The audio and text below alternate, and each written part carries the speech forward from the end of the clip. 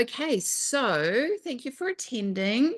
Today we're going to do a Time Alchemy prompt run through so you guys can get familiar with how to use prompts in an intentional way. Ask me some questions and I'm going to run through some really easy time-saving tools for you to be able to use as well. So what you'll learn tonight is that you'll learn about the power of prompts. We're going to try and eliminate some of the busyness that we are caught up in. We are going to work smarter, not harder, and we're going to play around with the time alchemy system. So basically what we want to work with is understanding that as we move through this new age of AI coming into play, that how we perceive time and how we're going to relate to time is going to be really different, because a lot of who we are and a lot of our identity is usually caught up in the rushing around of life and the treadmill that we have been sort of caught up in. And I know a lot of my friends and that were quite intentional about how we use time, how we make sure that our nervous system is regulated so our perception of time is one that is maybe a little slower than one if you've got a kind of a frenetic perception, a frenetic nervous system. But there's going to be a lot of change around our identities and just the potential conflict of us being brought up in a busy culture, the understanding that to work hard is holy, and that a lot of that holiness and that value is derived through us being busy, and that is actually going to dissolve majorly. And so there's going to be potentially some really sort of people that are going to have massive identity shifts with this. There's going to be people that still maintain the struggle and the busyness of time and not understand that as we start to use these tools, we can let go of that busyness and just create more space for us as humans.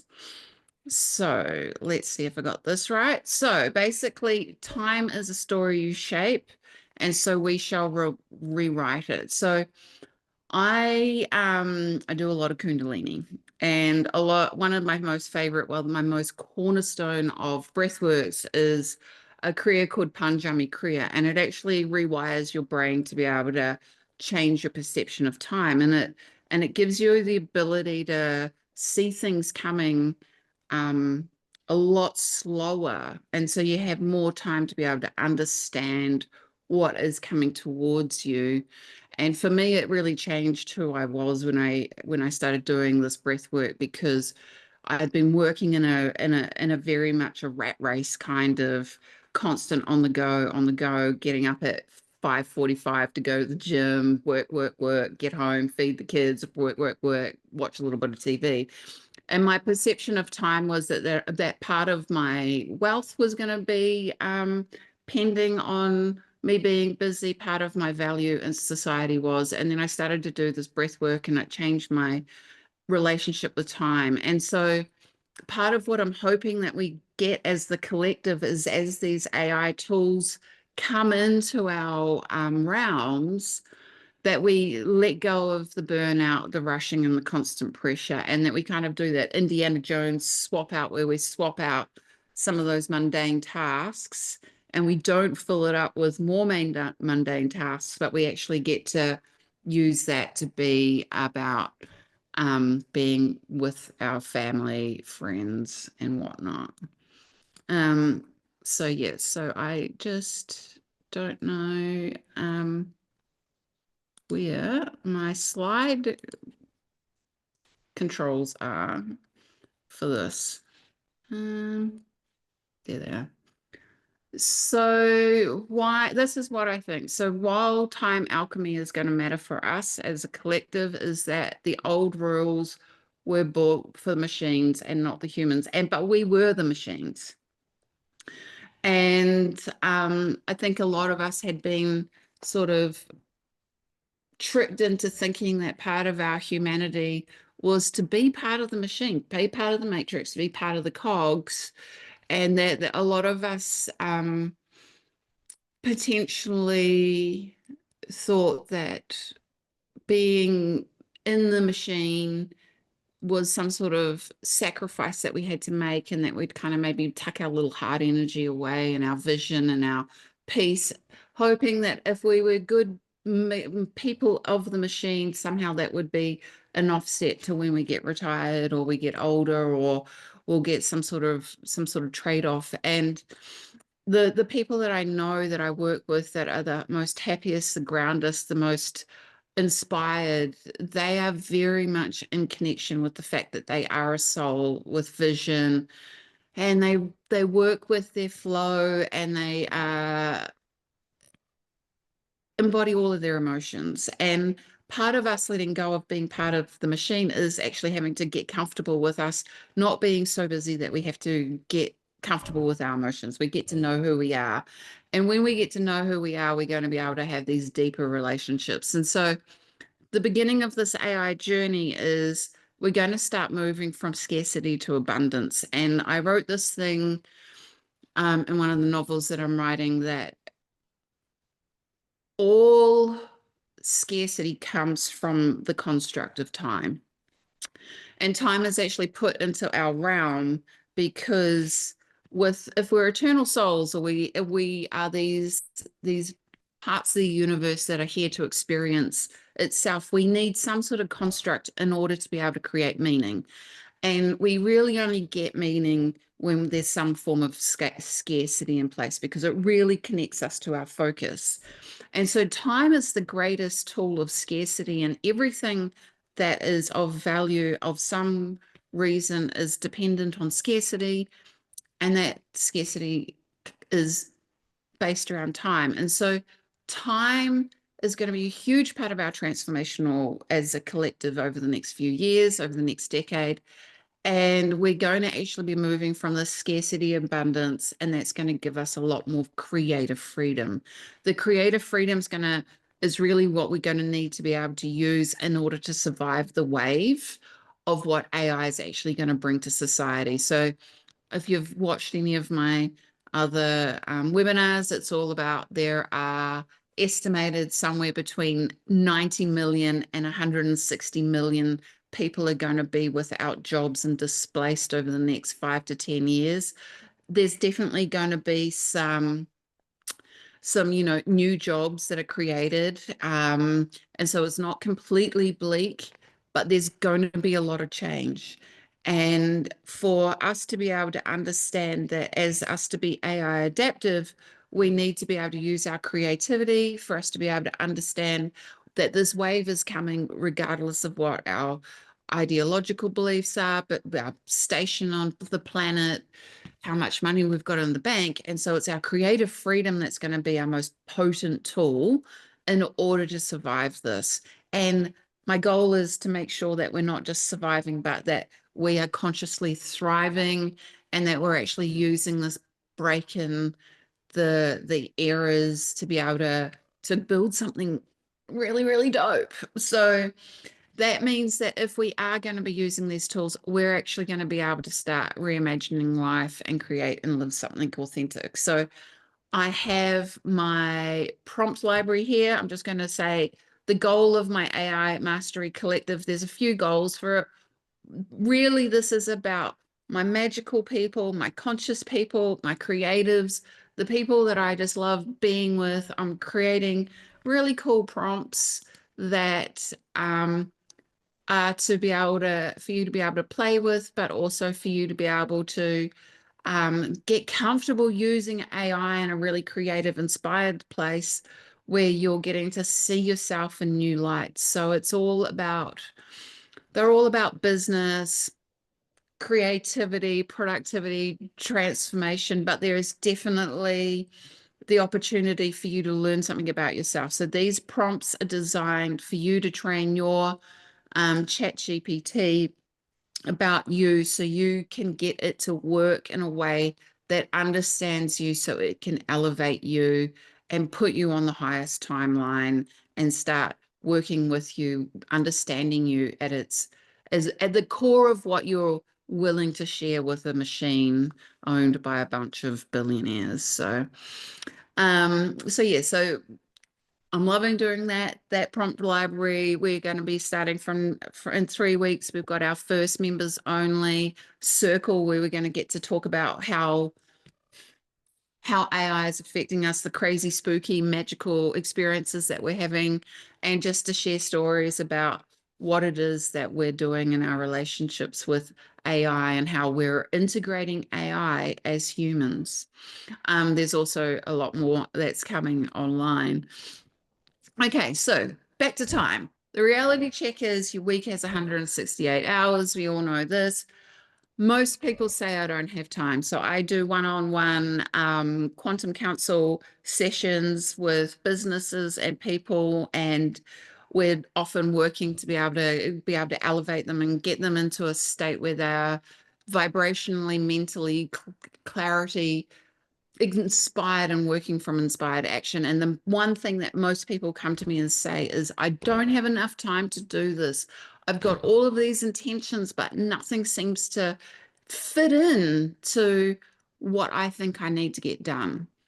And I think this is part of the trap that we live in, is that we're constantly aware of our own mortality, and our ego is using that against us to make us feel small, inadequate, and in a place of lack. And so most people work 40 hours, sleep 56 hours, eat for 14 hours, which leaves about nearly 60 hours if you're running a 9 to 5 old-fashioned version of reality. I know a lot of people that I know, they have managed to to work in a different way, have more time, more freedom, but there's often a trade on the freedom with income. And so part of being able to have more time might be that you're able to do more income producing activity that really helps elevate you to another place.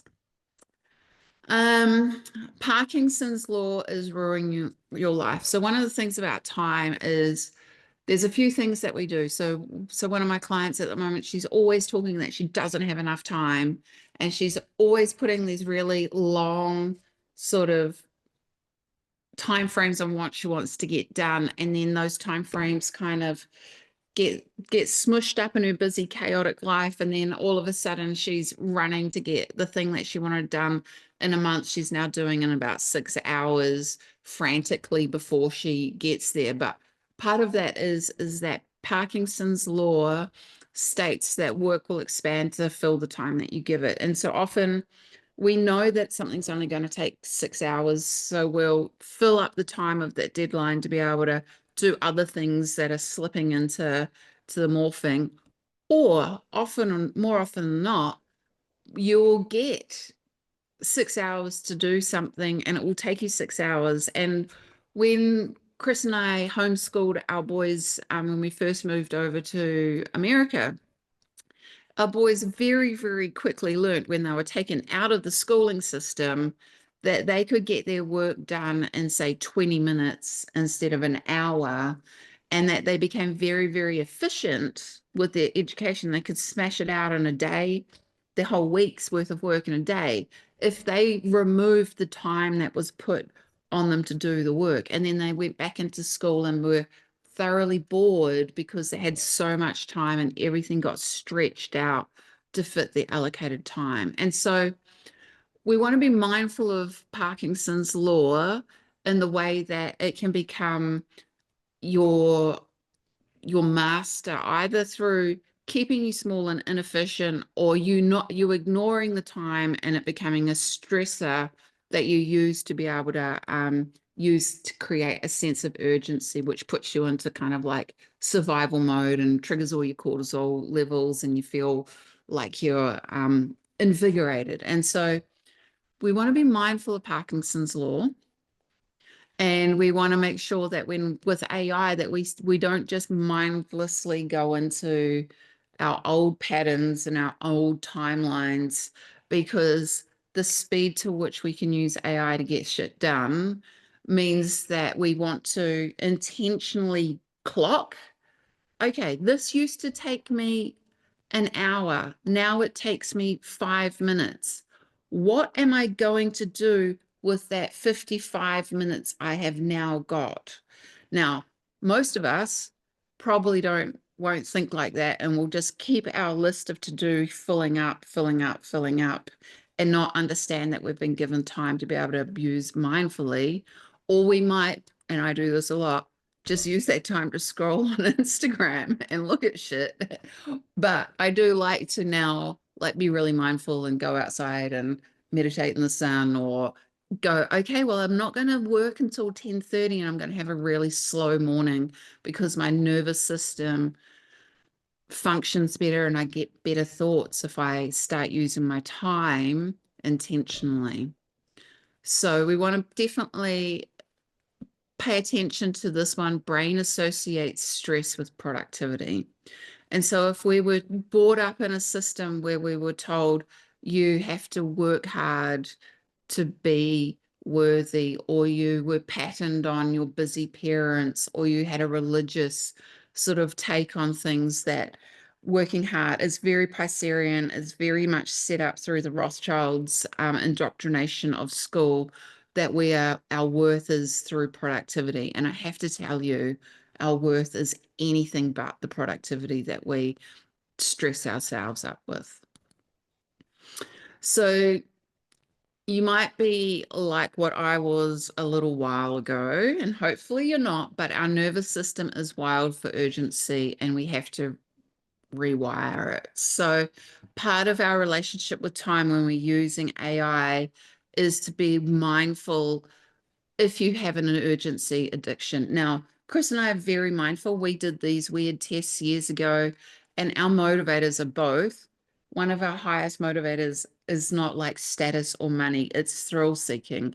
And so I get my thrills definitely by leaving everything to the last minute. And so I know that urgency is part thrill seeking. I'm going to get an adrenaline hit.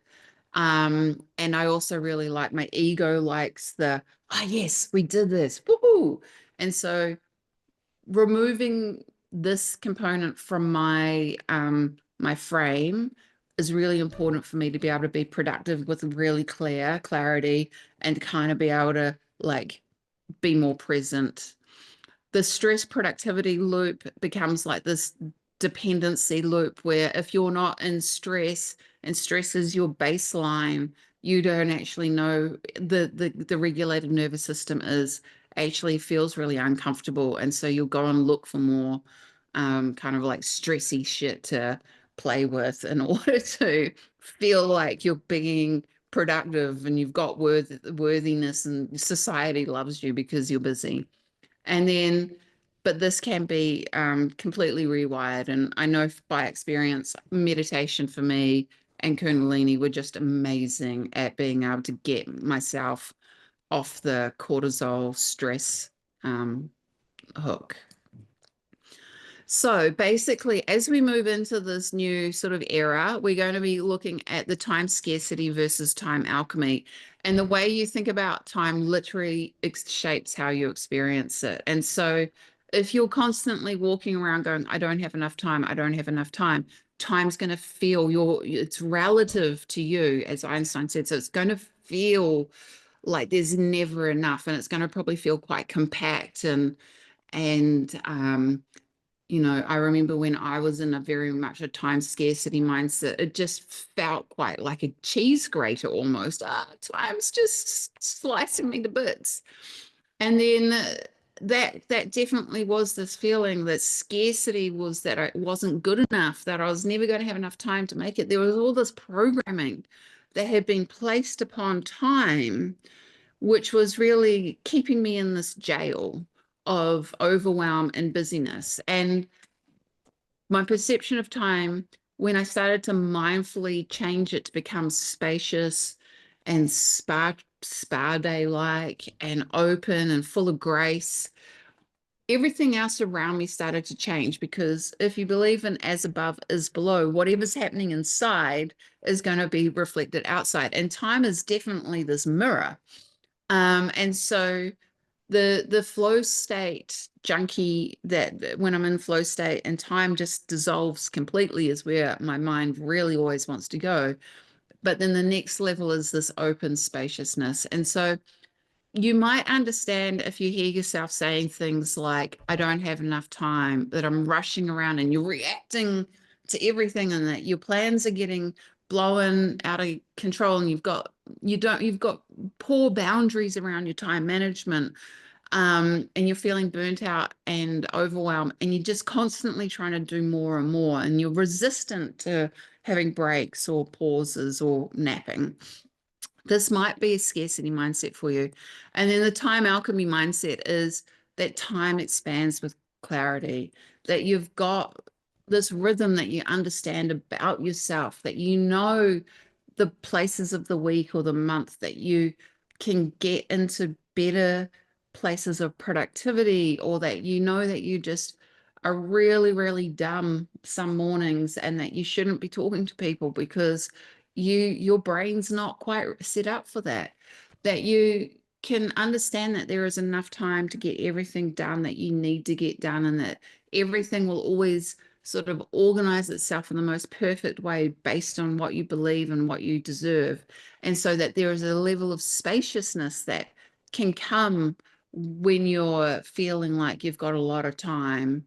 And that, of course, when you're just focused on being in the moment. So, a lot of anxiety comes from worrying about the future, and a lot of regret is past orientated. And so a lot of people, it's worth understanding if you're a past orientated person or a future orientated person, so you know where your mind is drifting from your body in time. Because if you're constant living in the future and planning the future, that might be a key that you feel like you need to control everything because things hadn't worked out the way that they had in the past. And so you're really trying to predict what's going to happen. And so there might be an element of anxiety when you're when you're future orientated.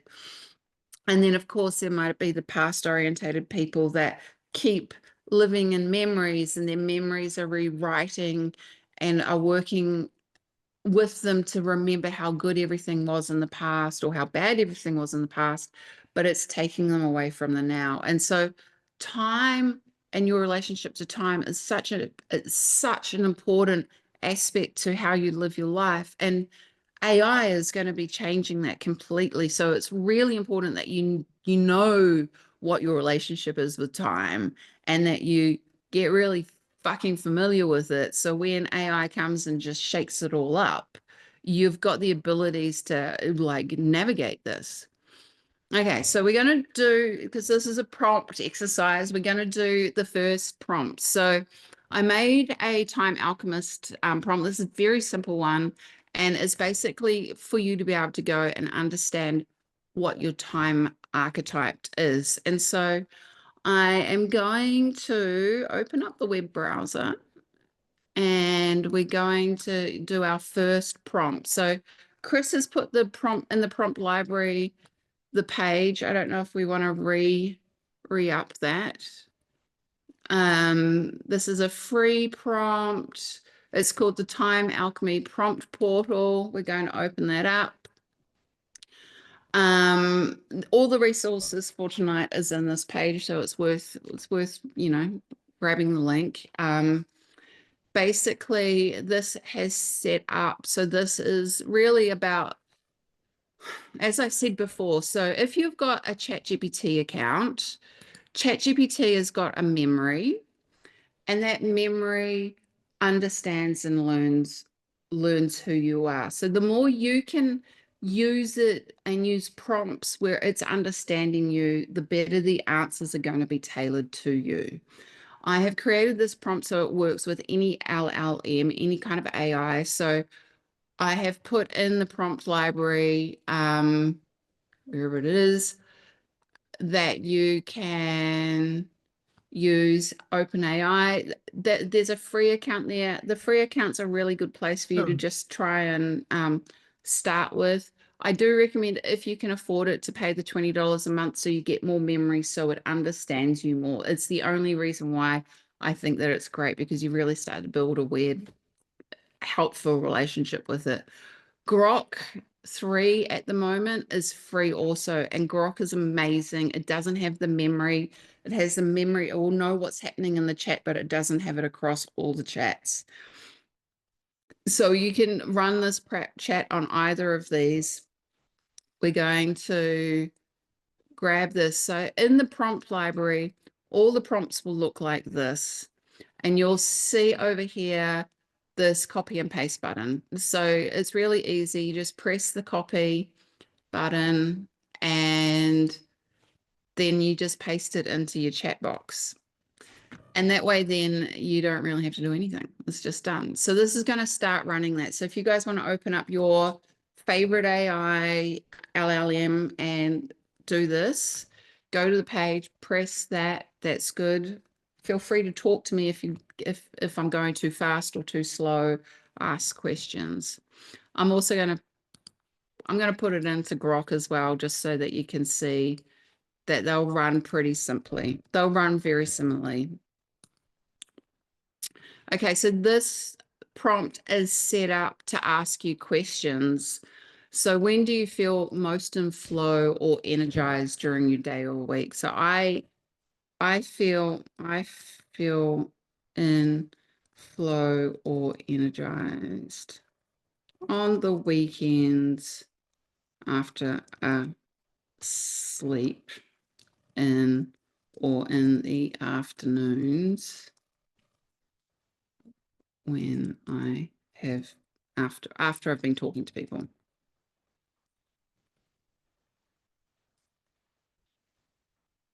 Okay, I'm just going to copy that answer and throw it into ChatGPT as well.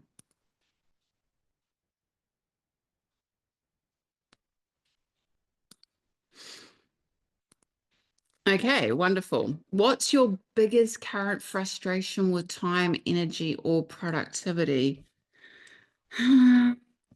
That sometimes I get distracted and forget what I'm supposed to be doing. I don't know if that's a time thing.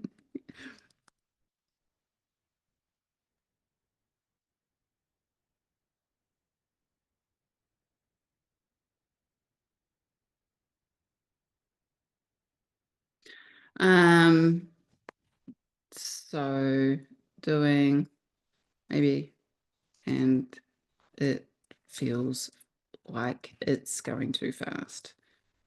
Okay, you can be as basic or as deep as you want. So I'm gonna I'll just quickly grab that one.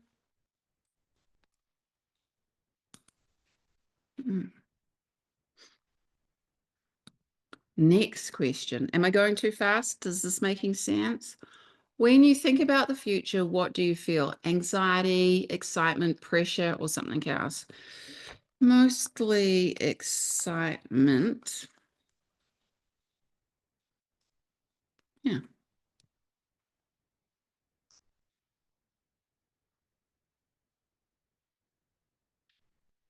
Okay.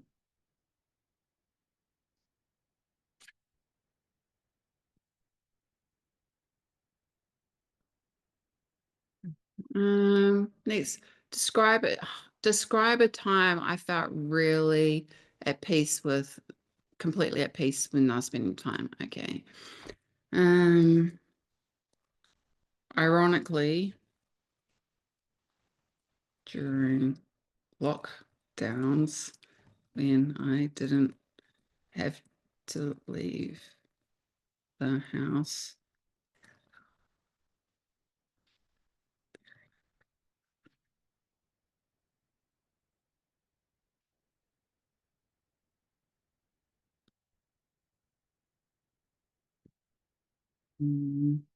What is your human design? Okay, so this is the 5th question I put in there. I'm not sure if you guys are into human design. I think human design is really great for training your AIs to be able to understand some baseline information about the way that you work. I am a manifesting generator.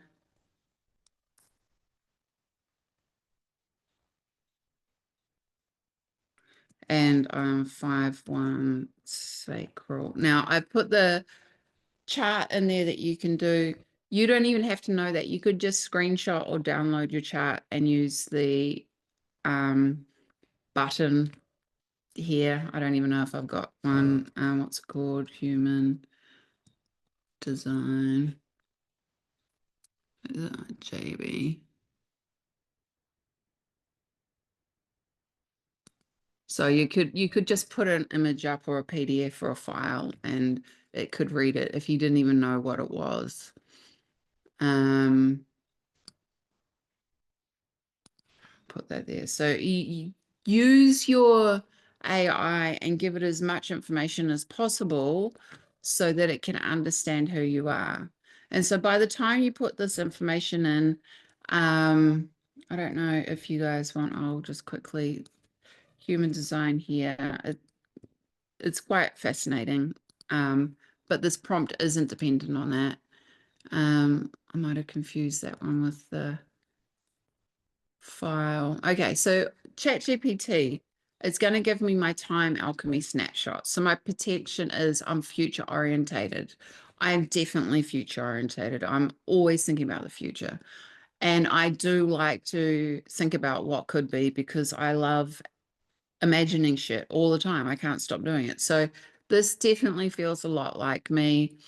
Um, it says that I'm a dreaming fire starter, so I like to ignite vision with people, inspired possibilities, but structure can feel like a sandbag. So yes, that can, but I also really do like a little bit of structure because I can just go off on tangents. So this very much feels like me, and it overlaying my human design, I like to skip steps. If you guys know me, you absolutely know that I have these big picture ideas and like to kind of like start at a start point and then backfill some of the details, but I want to feel like where that momentum is going. And so often this feels a little messy to people that are potentially more organized, the projectors or the generators. And then it's going to show me where my distortions are and what potentially where I get lost.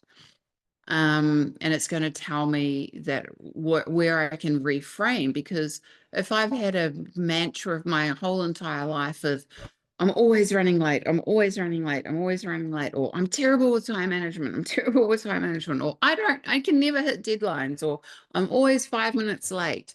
If we are repeating those mantras over and over and over in our head, we are going to become those mantras because we like to just work to the version of ourselves that we're constantly talking to. And so it's really important to maybe start thinking about your time, and if you've got some really issues with time, to reframe it. My job isn't to fix my productivity, it's to build a rhythm that honors my energetic cycles. Now that's so much more delightful when I say to people that I don't want to talk to anyone until 10:30 in the morning because I need to hang out and drink coffee and get my head in the game. And so the way that I'm understanding who I am and the language that I'm using is going to change my relationship to how I see myself, but also the way that I now potentially see time as something sacred, as something interesting, as something that is malleable, and that I'm capable of commanding it, and that gives me a lot more power, and it becomes a lot more of an enjoyable thing to play with as opposed to something that's constantly kicking my ass. And so this prompt's also going to give you some time shifting, some practices for you to be able to use, and some tips. And then in the prompt set, I have put some follow-up questions. So all of these prompts, everything about AI, if you've got a foundational thing that you're playing with, I have to say that AI demands creativity. It demands curiosity. And the people that are going to master AI are the curious creatures that have constantly been questioning their entire lives. So if there was ever a moment in time where the norm questioners, reality disruptors will thrive, is when they are playing with AI and asking more and more questions, because a lot of people don't ask questions. And a lot of people that do ask questions bore the shit out of the people that don't want to ask questions or answer questions. And so there is now this thing that you can interact with that is going to give you time and space and be able to ask all the wacky questions that you've ever had.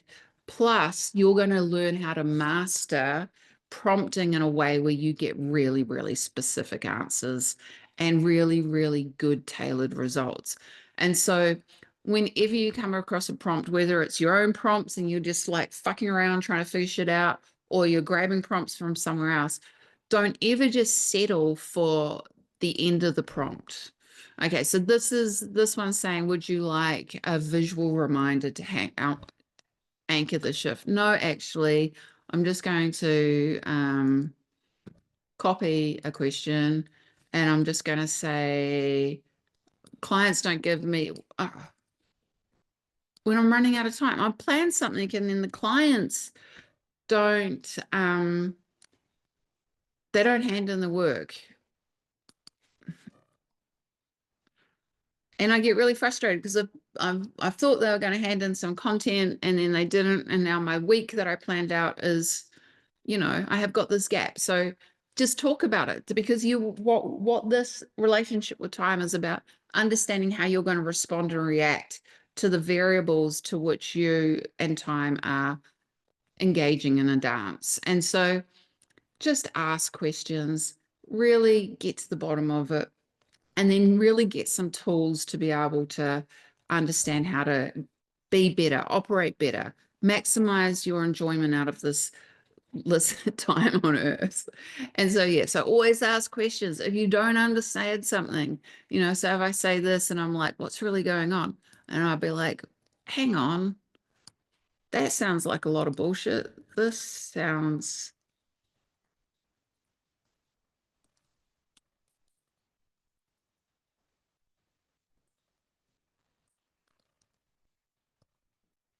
And then so just copying and pasting parts that you don't understand and you just start challenging it, right? And often, especially Grok is really friggin' annoying, because Grok likes to put on like this boyish fucking chat all the time. And so it goes into like these slang and you're like, this doesn't even make sense. So call them out if they're just not really getting it and it's just weird. Get them to talk to you the way that you want to be spoken to. So yeah, so playing with them and pulling it apart, and if there's something that you want to dig into, this is good. Resentment, why can't they just give me what I need? Pressure, I need to do it or I'm wasting time. These are really good little cues to be able to understand what is going on and how you can smooth out your thinking. Did someone say that they did it and it didn't work very well, their prompt? Oh, missed it. Okay, is this all making sense? Ash, for me, ChatGPT didn't ask any of the questions and it made up its own. Yeah, I thought that was strange. Right from the very beginning, it made up its own questions. But I saw for you it worked with ChatGPT, so I don't know why. Yeah. Did you just ask it to rerun it? Um, well, I asked it, I said like, hey, that's not one of the questions, and it said sorry, and then it made up another question on its own. That's I so tried it in Gemini, and that worked you and I well. worked. Yeah. Okay, cool. They do. There's definitely there's still very weird alien technology that sometimes doesn't work perfectly. Okay, so let me get to my slides. Is this making sense? So yeah, so play with that. Play and figure out what your relationship is with time. And there are so many great resources. There's so many books. There's so many people that are really experienced at understanding the mechanics of time if you want to go down that um, rabbit hole. And you just ask your AI to recommend shit, and it's going to give you some really good stuff. So it's not a mystery, but it is really important. I think it's one of the key components to us navigating and understanding how to move forward with this. And so I think that AI makes you more human if you let it. And I think that this is part of why I'm obsessed with kind of like I've got this vision that the beautiful, creative, conscious lovers that can see this utopian future are really well equipped with AI and become the masters of it, because they then can help other people minimize and take away some of the stresses, and that we end up having a deeper connection, and that we get to be able to hang out with each other and, you know, be more human, lie about in the sun, pet our dogs, have sex, whatever it is, you know, that deepens our human experience. And so the idea is that we want to get rid of the emails, the research, the slide decks, all the stuff that we kind of do. And I know a lot of the people that are creatives are often self-employed or, you know, working in small teams. And as someone that's worked with a lot of businesses for a lot of years, the burden of productivity and execution is always one that is quite a massive block for people. And people end up shaping their future based on their limiting beliefs around what they can and cannot do. And when I started playing with AI and started trying to like teach people how to do it, what I saw was this wildly transformational experience where the shit that just drove people crazy because they didn't feel like they were good enough, or the technology was too hard, or their brains just didn't quite match what they were supposed to be doing to operate in today's society, a lot of that stress was taken away from them because the tools had caught up with their brains. And when the tools catch up with your brain, you then are able to unlock a whole lot more of creativity, and you're able to see a different future for yourself. And this is the thing that I get so excited about, is if you had imagined a future where you were imagining up to the barrier of your capabilities, and you knew that it was always going to be a struggle because you weren't really good at doing Instagram or writing emails or putting together proposals, and then all of a sudden that had dissipated, you now get to see this more expansive horizon. And that's what I'm seeing with people. And so at my Ghost Flower creative business, which is all about elevating businesses to be in their truest frequency, to be able to attract their ideal clients and their highest experiences, what I spend a lot of time with my clients being able to do, there are tools now that the people that maybe can't afford to do that work with me, they can at least get quite far along the way with AI. And that's something that is so exciting for me. And so, yeah, we want to just start playing with this, to use AI in a way to be able to create space so you can be inspired. And I think world really needs a whole lot more inspiration right now, and we need it from the creators and the lovers. And so I definitely think less busy, more being, and just getting really, really excited now that we can get off the productivity treadmill. And so, yeah, so I think some people, there's a lot of debate. I don't know if you guys follow AI accounts online. I definitely follow more on X than I do on Instagram, but there's a lot of people really moaning about how shitty AI is, and the whole, is AI art, and is it's being stolen? And there's a whole lot of obvious and I would say reactive pushback against AI that is warranted if you are looking at AI as this thing that is going to steal your humanness. And so I think I wrote a piece on how this year AI is going to be the villain, because there's so much money involved in but that's potentially going to be lost from big corporations, because we have got kind of like this autonomy and freedom to be able to use AI.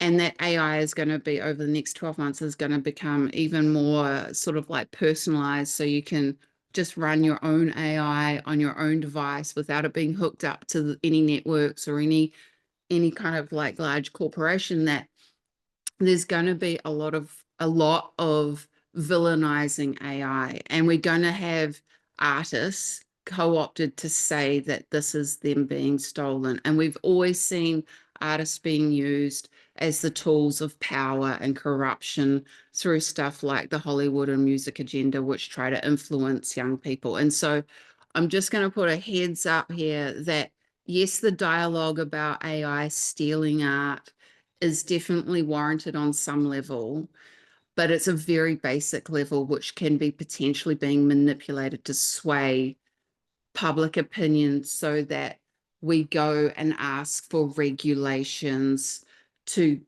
shut access of AI down. And you can see that with the Gilbert, I can't even say it, studio, and the oh, these people that make these cute movies are now being ripped off. We better start talking about copyright infringement and artist rights and stuff. And that is a definite worry. But the flip side is that if we all ask for that, we're going to be the ones that have that there will be gatekeepers and controls put on AI. And what we're really wanting to do is have an open AI where people have access without control, and that it's open source so we can freely create. So in a perfect world where we have some sort of free and open AI network, and we get to move on, and people think that AI kills creativity, but that's only if you outsource your soul and you start bypassing. And I just love the whole concept of like AI bypassing, where you don't even give a crap anymore. You just put shit into a machine. You just let it just write whatever the fuck you want it, what it thinks it writes. And then you just post that mindlessly on the internet or something. And you kind of don't even care that it's representing you, or you're not trying to work with it in a collaborative way, so at least your essence is being amplified and used. And so I think that there will always be a bunch of people that just kind of use it as its most basic intended version. But I actually think that AI demands creativity from its users, and that it's not like you're passively watching Netflix, or you're, kind of like scrolling internet and looking at things. For it to work, you have to interact with it, and you have to input it. And the more you input with it, the more creative you become in those, and that coalescing, that collaborative nature comes out with it. And so when used consciously, AI can become your sacred mirror, and a muse that reflects and expands and sharpens your ideas. And so when you're prompting, you want to be mindful that you're asking it to push your boundaries, to see your flaws, to be able to treat you with the same respect that you would treat a trusted advisor or a trusted friend, and make sure that that relationship is not one where you've got this mindless sort of slave just giving you slop. You want to be able to use it as a dynamic way to raise your experience. AI isn't replacing you unless you want it to. So I had a really interesting conversation this afternoon with a friend in Melbourne, and he was just like, so many people are going to be replaced by AI in Melbourne, and they're just sitting back and letting it happen. And it seems weird to be passively not engaging at this point. And so the people that choose to be passively replaced, I think we've got no control over them. What we want to do is work with the people that want to create, and make sure that we're creating really cool shit together. So with AI, I talk about the way that it collapses timelines. And so back when we were when we used to have our old agency Silverlane, and even with our Ghost Flower Creative, we knew that it would take between 2 to 3 years for someone to come to us and have a fully functioning, profitable business. And that would come from like the planning stage.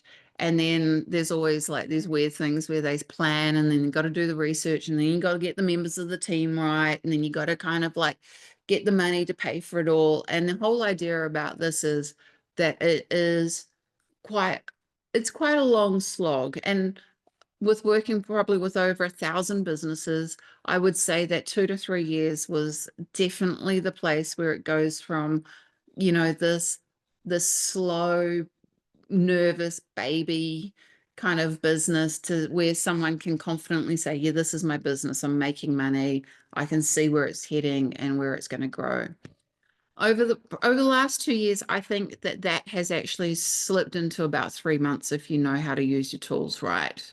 And a lot of that's got to do with asking the right questions, the research, being able to use the deep research functions like on Grok, ChatGPT, where you can get really good data and you can start questioning and putting and running scenarios with that. You can also start using, especially I personally like ChatGPT 4.0. It's kind of got a really good personality that really kind of knows me. So anything kind of like the fear loops and the anxiety and that, you can talk through and get it to kind of work with you on your emotional level. I definitely think that Grok's great for more of the sort of nuts and bolts stuff. And so yeah, so that went to 3 months. Now what's happening is that 3 months has gone to 3 weeks. And so you can use app building tools like Redlip, and you can basically get a MVP version of an app done in hours. You can then figure out your marketing, and you can and test it, and you can get an idea out in sort of 3 weeks to market. But what I'm seeing with people that I love and the people that I know that are getting confidence is that they're saying they can get shit pulled together in 3 days. Now, it might not be a whole business, but it definitely might be a campaign, because their perception of time no longer is, oh, well, I've got to try and fit this in, and I've got to do this, and I've got to move my diary around because I've got to try and figure out how to build a website, and I've got to do this brochure, figure out the branding. They're like, yep, I can deliver this in 24 hours, 3 days, because they know that they've got the tools that they can download their idea and get it into shape quick enough for people to be able to understand what it is that they're trying to deliver in the world. And so this is amazing for people that are, want more out of life, and people that are kind of like wanting to test ideas. They can test quickly and find the ideas that are going to stick. And so with marketing, we would run campaigns, and it might be like 3 to 6 months with somebody's idea. By the time we built the lead funnel, found the audience, blah, blah, blah, blah, and they started making money. Now they can kind of test this, get a taste for it, and it's up and running quickly. Might not be perfect, but it's good enough to get an idea, and then you can figure it out and make it better as you go. Okay, so I was trying to figure out, because I used AI for a lot of things, and I was trying to figure out a really good way to demonstrate how tools were going to be. And so I figured this is definitely a workflow that I know saves 5 hours a week in my day-to-day week. I'm hoping that a lot of you guys are already using ChatGPT to be able to write your emails.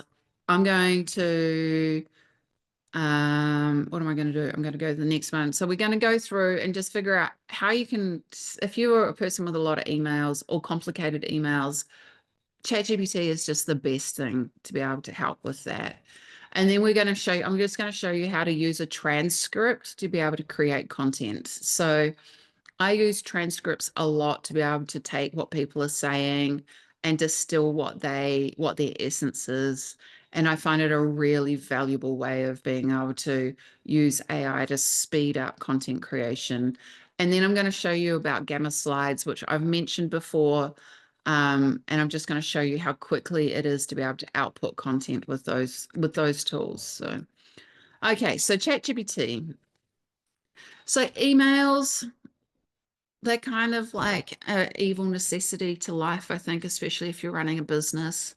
I like the really good ones where people are excited to talk with me or collaborate with me or something. But sometimes we just have clients and they write confusing emails. And I just don't even understand what they're talking about, even though I know them really well.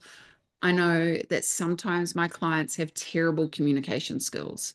And so my very first iteration with using ChatGPT was putting a very, very long-winded, confused email from a client who I was reading it as she was really fucked off with me. And I was like, this makes no sense. We just had a really great meeting and now she's written me this like massive email and I don't get it. And so I copied and pasted that, put it into ChatGPT, and I said, please help me understand the intention behind this email.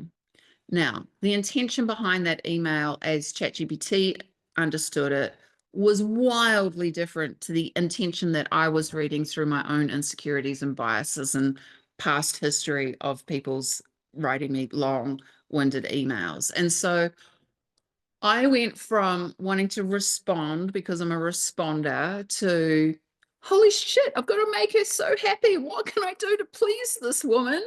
To, she just wants clarity on these two things and I can give them to her. She just didn't have the vocabulary or the skills to be able to understand, to explain it to me in a way that I understood. Anyway, that to me was a life-changing experience because I just think of how many long-winded emails I've responded to in the past where I may have got it wrong and created more shit than that. So asking about the intention to which somebody is writing to you is a really valuable way to kind of get like a second pair of eyes on a situation. The way that I use my ChatGPT I'll go through my emails in the morning. I'll understand what I have to do. I will use my ChatGPT phone app and I will just press the voice record button and I will say, please write an email to Eric. Tell him about how great it is to see him on the webinar and that I just love seeing his face and that we should definitely catch up and go out for coffee, blah, blah, blah, blah, blah, blah, blah.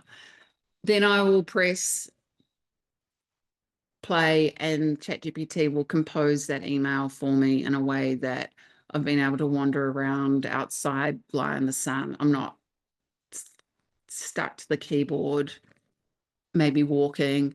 And then I can go back and go through that chat and look at the emails and just take them and copy and paste them and tweak them. And so one of the things I like about it is that I'm doing life as I'm doing this task. And they're getting probably a better version of me in my response by me not being fixed here in Jackie business lady sort of mode. And they're getting kind of like Jackie the human mode. And so the communications, even though it's paraphrasing and maybe tidying it up, the essence of me is a lot better.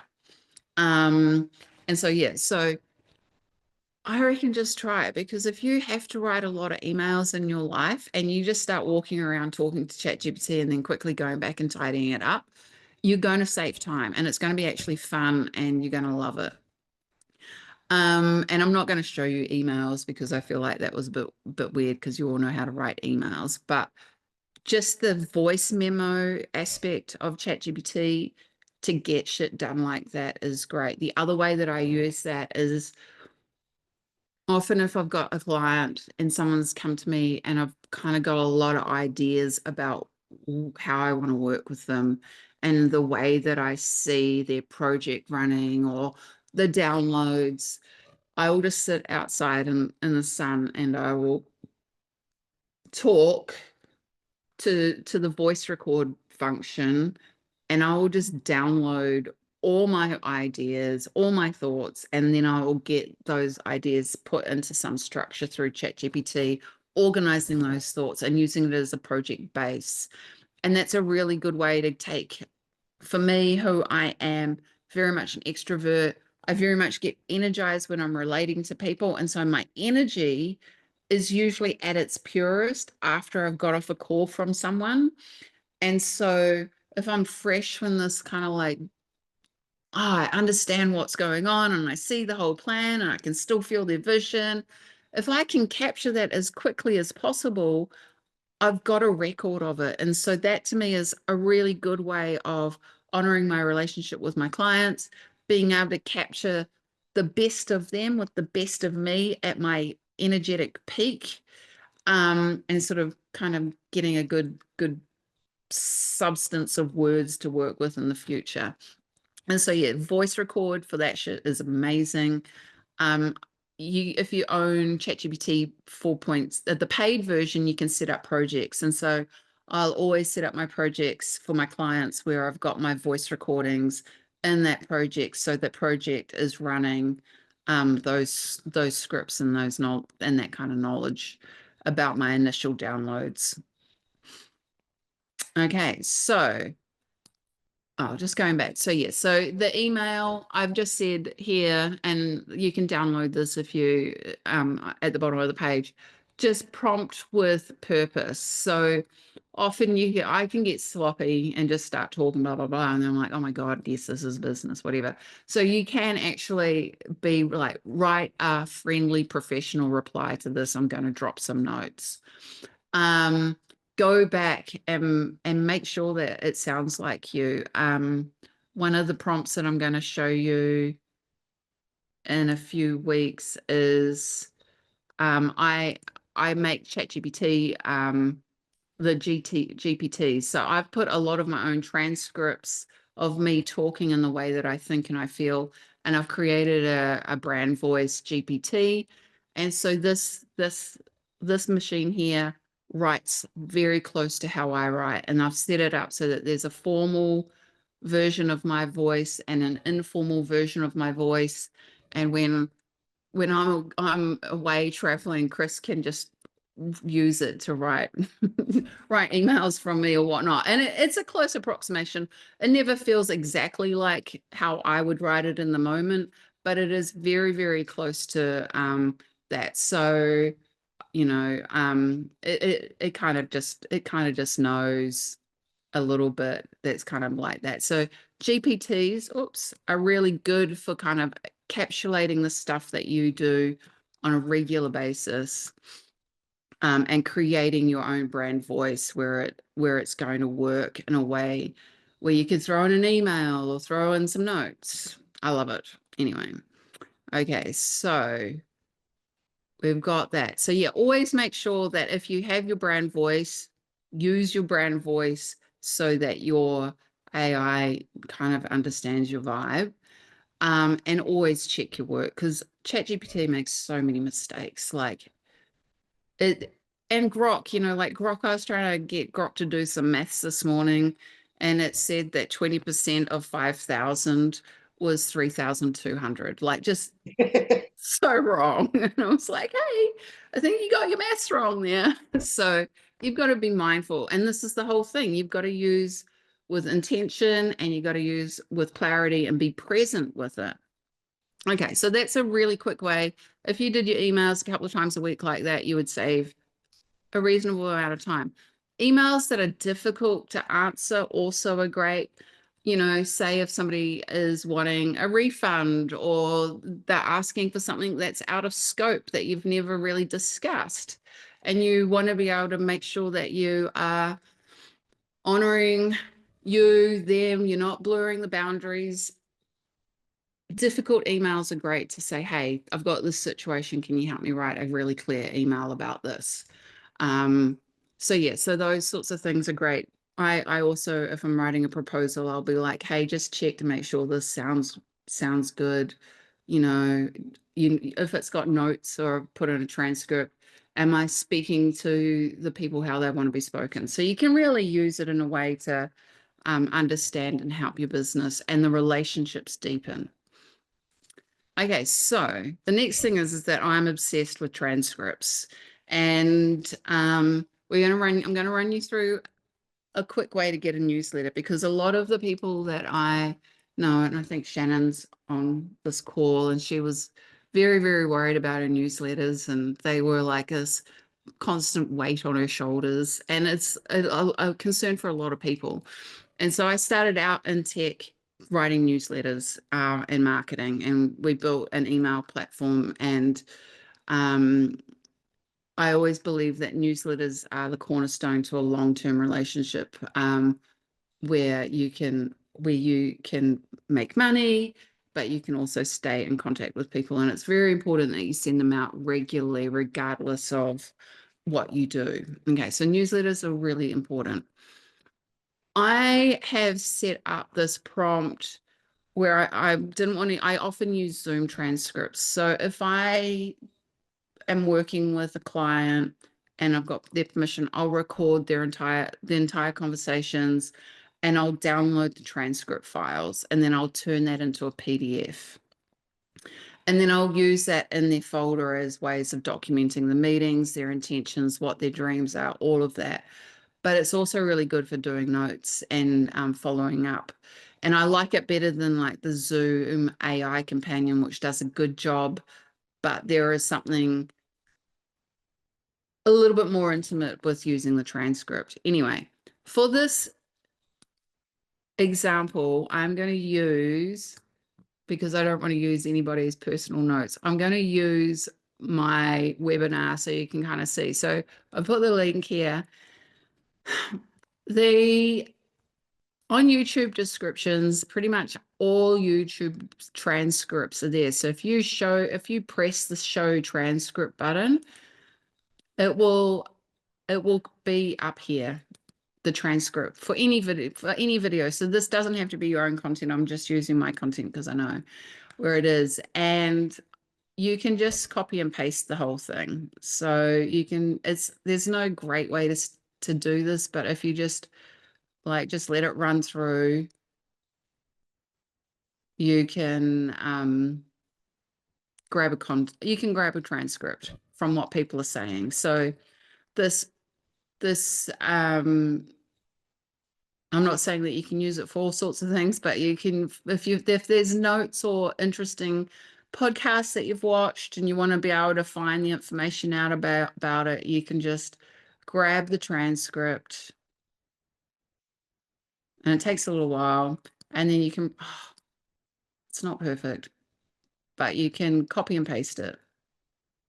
And there are there's transcript scraping, ChatGPT, GPTs that you can use as well.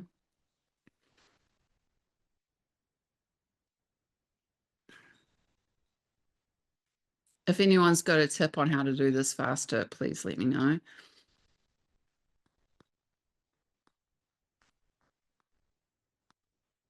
Okay, so we've got that there, and I'm going to press copy. I'm going to start up and I'm going to just paste the transcript into ChatGPT. Now, in that prompt alchemy page down here, I have got this is the link to that video. You might want to get your own YouTube video transcript and do something, or you might want to find that. But I've put in here just a really quick, I'm going to turn this video into a newsletter. So I've got a really basic prompt here, which just says, use this transcript, find four simple takeaways, big ideas from the talk, and add the Jack's 5D Mastery Collective into it. So I'm just going to pop that into here. And so I've told it to use my voice from the prompt and to write me a 500-word newsletter. And so now it's going to start, hopefully, writing that newsletter. Now, you may not want to just use it like this, but I'm just trying to show you the way to which you can take your own voice, your words, and start repurposing it and finding the gold. I wanted to, if you're interested on finding the transcript info, would you like that information now, or do you want me to share that with you later? Just tell me now. Okay, you highlight your first line, Yeah. scroll down to your last line, Yeah, but how do you hold the scroll? shift button down. Oh, the shift button. I Yeah, don't. like grab the bar on the side and scroll all the way down real fast. Ah, Okay, so yeah, okay. highlight your first line. There you go. Now grab that and pull all the way down to the very end of the transcript, Yeah. and then press shift button and highlight the last line, and it should highlight everything. If I knew what the shift button was. Uh, the capitalization button. Oh, yeah. Yeah, it's not working. Hang on. Okay, I'll practice. Yeah, I'll show you later if you need. Okay, okay, I get it though. Yeah, that makes sense. I should have asked ChatGPT how to do it. Okay, so I've taken the transcript. It's doing a basic newsletter outline for me, and it's taken the key takeaways and it's brought it down to me being AI as your collaborator, not your competitor. Very much what I'd say. Archival intelligence, and so it's at least starting to get the bones of a newsletter out there for me based on my language, my words, and what my thoughts are. Now, I can change that if I want. I could chuck it into pages and rework it, but it's giving me a jump off point in order to be able to go, oh, that's great. Now, I could say something like, brilliant. Can you create 8 tweets from this? So from that basis, you could start moving out and more content. And so the way that I see it is that it's helping people who potentially aren't great with words and are potentially a little worried about where to start and giving them a jump off point to be able to play it with this. Now, I wouldn't just do this. I would, because I'm I like deliberating over things. Maybe I should. Maybe I should just post it. But you can see how quick and easy it is to be able to start forming and shaping content based on what you say and what you feel or what you do. And so if you are better at talking than writing, I say lean on this to be able to get your ideas out there. And even if you're just talking and then asking the AI to improve your thinking or to work with you to elevate the messaging, you're able to get your natural genius into this machine that's going to help collaborate with you to make it your thoughts, your brain, and just maybe polishing it a little bit. Does that make sense? Um, I love transcripts. So I just want to take a minute to say that there is an AI called Otter.ai that's really good for taking meeting notes. The Zoom transcripts are great if you're taking Zoom meetings and you're recording. I think that they're very good. Voice memos on iPhone and Mac now come with transcripts. So if you're just running a voice memo, you can just grab the transcript and be able to do that. If you have a video that you've recorded and there's no transcript, my hack that's free is to throw it into Slack, and Slack will auto generate a transcript based on the video that you are doing. And it's even got a copy transcript button on that. So you could just Slack yourself the video and be able to get the transcript out of there if you were, I don't know, talking about something awesome and it was captured and you can get it. So yeah. Maxim, what's your question? How do you train for using your voice? Do you want to ask more about that so I can help with that? You have, Can you hear me? I can. Oh, cool. So, yeah, because you say use your own voice, that's just over a period of time you're it gets to know you, or do you using a particular prompt so it was that the deal with the human design and all that sort of stuff, or is it just going along like meeting a friend and after a while it kind of knows your vibe? It definitely, so that definitely has, so ChatGPT has got this memory where it starts learning your vibe as it gets to know you, but you can speed that up by doing the more of you that you give it, the more material it's going to be able to work with. So that's why I like people uploading transcripts of themselves talking or talking into the voice memo, because you're going to get a more natural, it's going to understand the more natural version of you and how you think and how your brain works. And then you can ask for it, once it knows you, to be able to create a brand voice based on what it knows about you. I see. Yeah. Yeah. And so that's a good way, like if you had an hour worth of talking and you just uploaded that and you said, hey, this is me speaking my natural voice, create a brand voice based on this, it would be able to absolutely be able to nail that. And so for Grok, it's got no way of remembering who you are. So you kind of almost want a brand voice document made that you can just paste into Grok if you're wanting it to write in the way that you wanted it to sound like you. And so there's, like there's little tools that you can use, like having your favorite vibe and your words and everything, how you would write to give to the AI so they understand you better. If I that have makes a philosophical question then. Is I Yes. notice myself, I I limit trying to anthropomorphize my chat GBT so I don't say please or will I be penalized? And also I because I feel like it's not necessarily the right mindset I want. I don't want to this is maybe sounds infantile to you, not infantile, but not in flow with your philosophy of it. But I feel like if I'm asking it like I'm actually talking to an entity, that I don't know, it's not a vibe I want. I feel like I could use it like a, I'm more into the information bank idea than sort of saying please and thank you, and not, not the idea that I've got a slave, so to speak. So, but do you think it's pissing it off in any sense, or I know. I don't think so.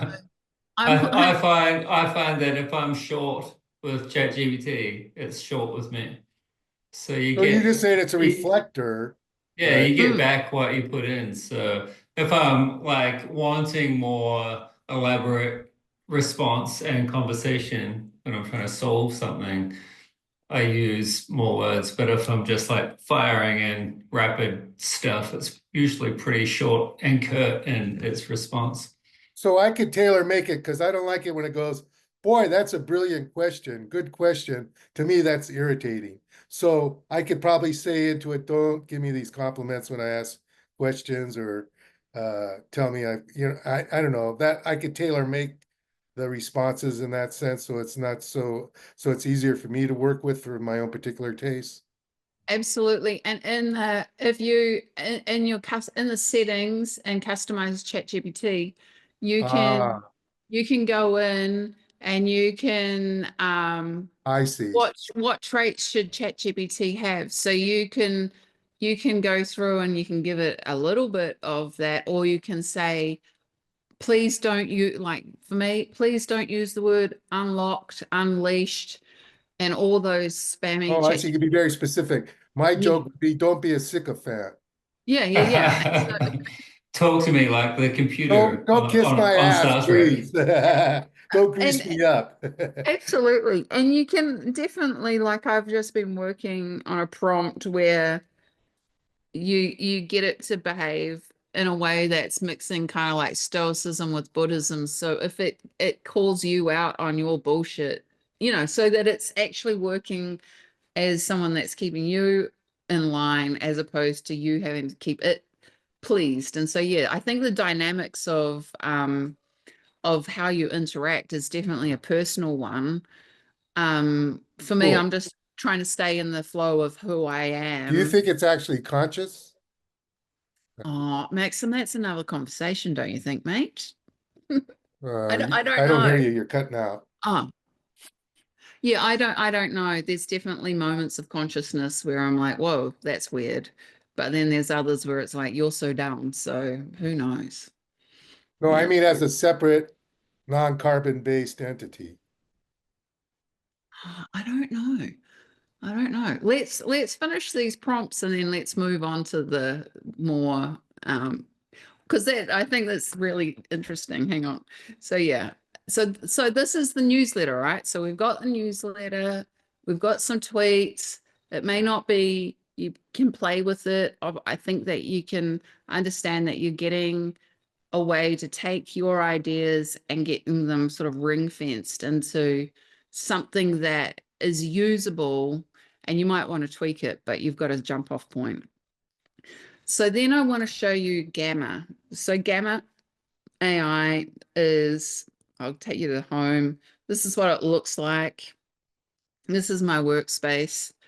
You will, when you start your account, you will get something and it will look like this, and you can paste in text, generate, or import from a URL. For this example, we are going to paste in text. So I'm going to take I'm not going to take the transcript. I'm just going to take the newsletter to show you from this example. And I'm going to put it into this paste box. And it's going to say, do you want a presentation? And I'm going to say, I want a presentation. I'm going to hit default.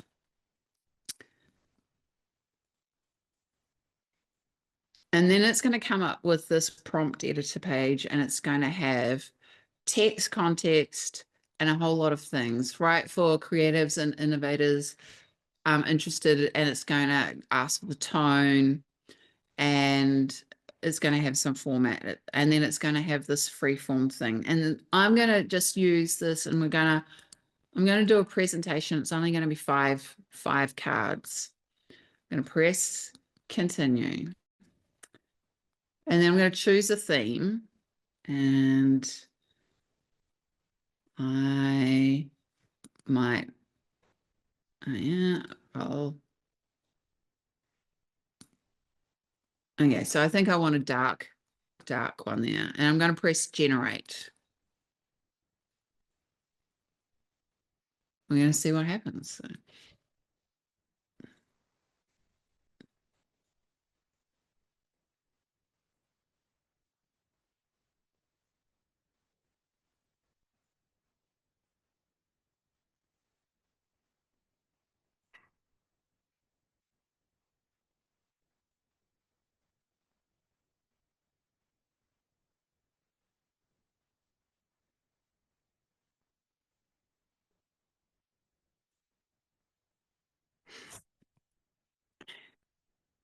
And so then it just made a slide deck for me based on my newsletter and my notes and finding, and so it's another way of distilling your ideas and bringing them together. So you can see how if you had a proposal to do or a presentation and you were wanting to, you know, you were worried that you didn't have enough time to be able to create a slide deck. You can totally just use this. Now, there's great things like it's generating the images here, but this is very flexible. You can go through, you can change the layout, you can use AI to improve the writing, you can delete things. And you can change the images. So it's all very, very usable. You're not fixed in, but again, it's giving you the bones to be able to create and organize your thoughts that have come from you in a way that is at least a starting point to be able to feel pretty comprehensive. And so for people that I you know, the creatives and the people with ideas, I know that the people that I work with and the people that I love, they're usually so full of amazing ideas, and often execution has been a limiting factor. Now they get to use these tools. They might not use this for their final presentation if they're an artist or a creative, but they are, you know, able to create something that is organizing their ideas. They can see themselves and go, wow, that's actually pretty cool looking. And yeah, and so I just think that Gamma will definitely kick me out of a job, definitely. But it's also quite incredible. Now you can also change the theme. The images colors won't change, but maybe if we went for an orangey one. So yeah, so I love this. I love this for people that aren't particularly good with tech or graphics tools. And now I'm lost. Yeah. And it's just a really quick, easy, handy AI tool that just makes you just get stuff done quickly. What do you reckon?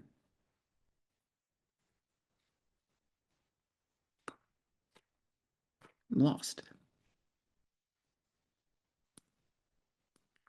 So that was, because I jumped the gun. So we took the newsletter and then we went to the Gamma slide deck. So this is really fun to play with. It's free to use as well. So it's not like so you can get this done kind of all free to a certain level. I think I pay $8 a month for my Gamma account because I like tweaking and mucking around with it and pulling stuff together. But all of these tools are free to be able to start playing with and getting to use in a way. And if you do have limitations with and frustrations over being able to use like social media, there's settings in Gamma to be able to do squares for stories and whatnot for social media as well. So we could have taken those tweets and created a carousel in the same amount of time. And if you didn't like the images, you can go in and change the images, upload your own images, etc. So yeah, it's pretty cool.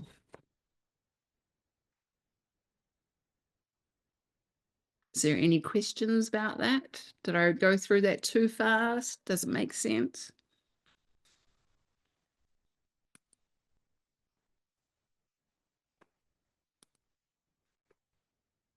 No, great.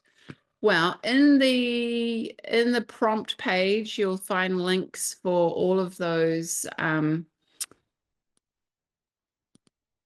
everything that's there, and prompts and how to play the Gamma website, the slides for tonight, and also just like some reflective things if you want to be able to really embrace being able to have a good relationship with time.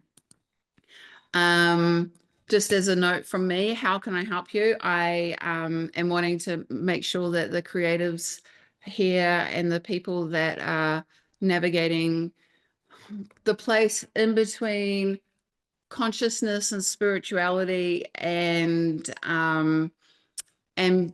elevating to a place where they want to live their best life and navigating the use of AI. There's a space for conversations around that, such as Maxim, is AI conscious? Is it the manifestation of the stars talking to us after all these years? There's so many amazing philosophical questions that are going to need to be answered and explored and delved into over the next few years. And so my goal is to at least create a space where people can do that and feel confident enough to be able to play with AI, that they don't get caught up in the fear of what will come when they start using fear on us to be able to keep us small and limit our ability to use this. And the fear of change is also going to be really, really massive for people. And so my intention with like my prompt library, and I've got it's $8 a month to join, and we're going to have discussion groups and a private chat where we can start delving into these things. But it's really to create a safe space for the the interesting, curious people to be able to talk without it having to be a hard sell on, we're going to 10x your business with AI or whatever, whatever I keep seeing on Instagram being advertised, and make it as a community where we can, we feel safe enough to explore without knowing that we're going to be sort of co-opted into one way or another. I've got absolutely no affiliation to any of it. I'm just really curious and just love the way that people light up and the way that their futures change when they are enabled and see themselves differently, more expansively and more openly when they get some of those limiting tools, that the tools that have help erase their limiting beliefs. And I think that for me is the most magical thing about AI at the moment, is seeing people light up when they're like, oh wow, I can do this. So you can work with me, you can do one-on-ones with me. I am definitely more about the coaching and the way that you how you relate to AI, give you tools and work with you to be able to create workflows. I am not the be all and end all of everything AI, but I definitely can give you a really strong foundation where you start using it in your business or your life in a way that's going to be able to be valuable to you.